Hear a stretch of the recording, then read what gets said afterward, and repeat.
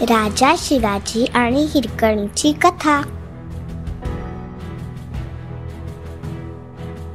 हिरकणी ही एक साधी दूधवाली होती जी रायगड किल्ल्यावर दूध पुरवायची।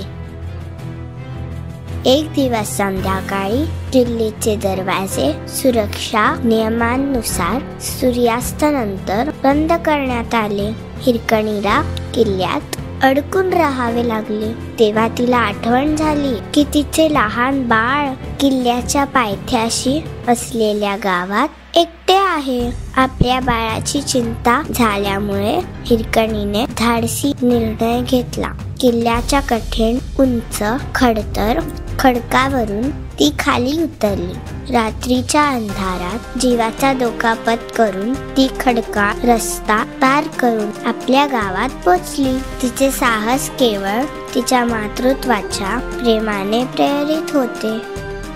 छत्रपती शिवाजी महाराजांना जेव्हा तिच्या पराक्रमाबद्दल समजले तेव्हा ते तिच्या धैर्याने खूप प्रभावित झाले। महाराजांनी तिला गौरविले। तिच्या पराक्रमाच्या स्मरणार्थ किल्ल्यावर एक बुरुज बांधण्याचे आदेश दिले, जो आज हिरकणी बुरुज म्हणून प्रसिद्ध आहे।